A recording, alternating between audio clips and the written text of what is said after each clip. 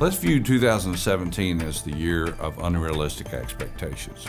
We came off a year of an election with Donald Trump, a Republican Congress. Everyone expected everything to change overnight with the regulatory agencies, the economy, bank stocks ran amok, and we're going to have M&A out the wazoo. Well, it didn't happen, but it will happen. People just need to be patient. We will have increased M&A activity. So I think going forward, what people need to have a realistic expectation for is, as bankers gain confidence, and think acquiring bankers, as they gain confidence in the regulatory system, the administration, the economy, and their bank stocks, that M&A activity will eventually pick up. The factors that will drive M&A over the next 12 to 18 months are pretty much the same as they've always been, with possibly some new ones.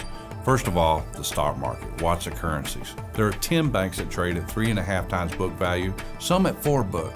Some of those banks are active acquirers. They'll continue to have plenty of confidence in the ability to be the aggressive buyers in the industry. Another factor is deposits. That's an age-old factor, but it's going to be more important than it has been in the last 10 years. Core deposits are in need. Rates are moving up. Depositors have more confidence in the stock market. They're not as sticky, and banks have probably overestimated how core they really are. They're going to be paying up for those franchises, and they're going to be worth it. Another thing will be the $10 billion barrier. Since Dodd-Frank, $10 billion has been an impediment to M&A and slowed banks that are in the $7 to $9 billion range from fear of hitting that $10 billion barrier. I'm detecting from our clients that banks are actually more aggressive and wanting to hit that $10 billion barrier due to confidence that it's going to be a plus and not a minus. Lastly, possibly the number one issue driving M&A is credit.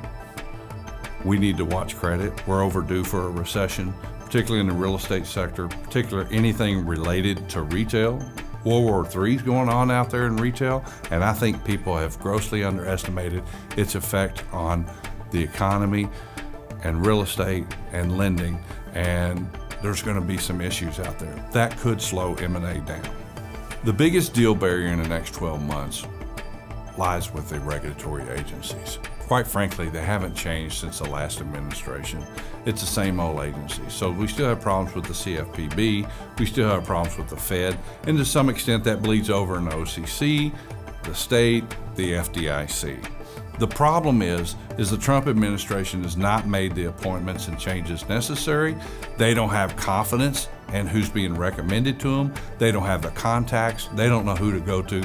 They're grasping for trust. The Republican Congress, in my mind, is wrongly interpreting that as an inept administration versus one that needs help, and they haven't figured out how to work with them.